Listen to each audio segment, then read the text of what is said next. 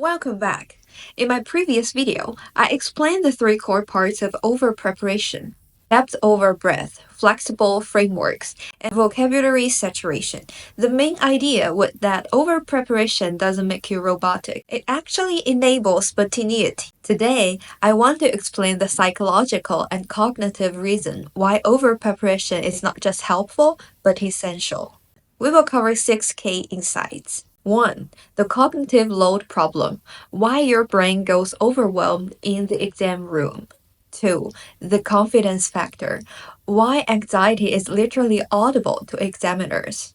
3. How to avoid sounding scripted. What examiners actually penalize.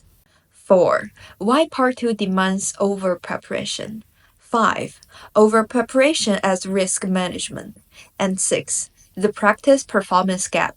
Why you always perform worse on test day. By the end of this video, you'll understand not just what to do, but why it works at a fundamental level. Let's start with the cognitive load problem. Here's what most test takers don't realize.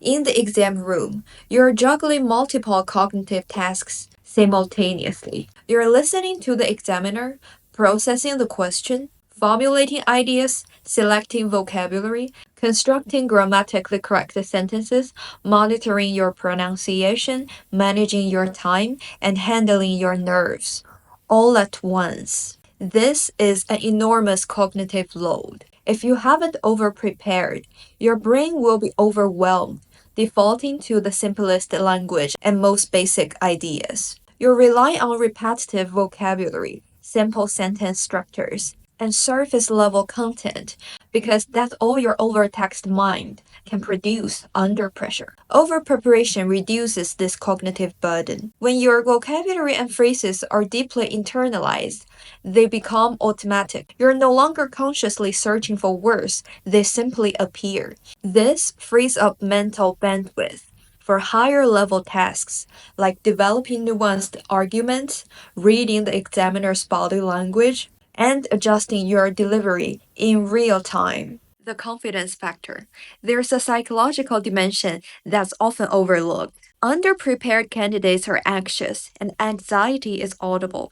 It manifests in hesitation, filler words, monotone delivery, and shortened responses. Examiners can sense when someone is struggling. Over-prepared candidates have more confidence. They speak with conviction because they know they have material to draw upon. This confidence is contagious. It positively influences the examiner's perception of your language ability. Confidence leads to better prosody, more dynamic intonation, and the kind of engaged delivery that characterize Band 7+ performances. Addressing the sounding scripted concern.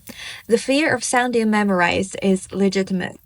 Examiners are trained to detect and penalize scripted responses, but examiners don't penalize preparation, they penalize inflexibility. If you deliver the same rehearsed answer regardless of what's asked, that's problematic. But if you are genuinely responding to the specific question using well-prepared linguistic resources, you are simply being an effective communicator. The key is preparing components, not complete answers. Prepare impressive collocations like a pivotal moment sparked my interest or shaped my perspective. Prepare structural devices like what stands out most is, or looking back, I realize. Prepare these elements so thoroughly that you can deploy them naturally in context. Native speakers do this constantly. They are not inventing every phrase from scratch. They are using familiar patterns and expressions they've internalized through exposure and practice. You're doing the same thing, just more deliberately. The Part 2 imperative. Part 2 of the IELTS speaking test is where over-preparation becomes absolutely critical.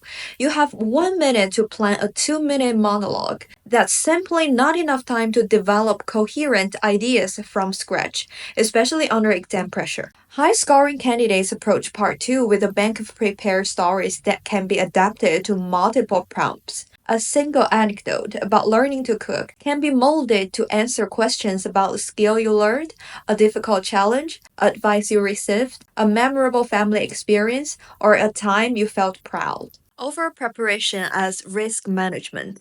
The IELTS speaking test contains elements you can't control: the examiner's mood, the specific question asked, the testing environment, your physical state on exam day. Over preparation is your insurance policy against these variables. If you're marginally prepared, any of these factors could derail your performance. An unexpected question could cause panic. Nervousness could cause your mind to go blank. A distraction could break your concentration. But if you're over-prepared, you have redundancy built into your system. If you forget one example, you have 3 others ready. If one topic area comes up that you're weaker in, your overall preparation level ensures you can still respond adequately. Over-preparation gives you a buffer, a margin of safety that protects your score. The practice-performance gap. There's always a gap between how you perform in practice and how you perform under pressure. Athletes, musicians, and public speakers all know this. Your exam performance will be somewhat below your practice level due to nerves and the high-stakes environment. If you prepare to a band 7 level, you might score a 6.5 on test day. But if you over-prepare to an 8 level, that same performance gap still leaves you comfortably at a 7. Over-preparation accounts for this inevitable decline and ensures you still hit your target score. Conclusion. Preparation as liberation. So yes, I advocate for over-preparation. Not because I want you to sound like a robot, but because I want you to sound like yourself. Articulate, confident, and capable. The goal isn't to memorize your way to success. It's to prepare so thoroughly that you can genuinely spontaneous when it matters most. Don't forget, the most natural performance is built on the most rigorous preparation. Please share your thoughts in the comments. I'll see you in the next one.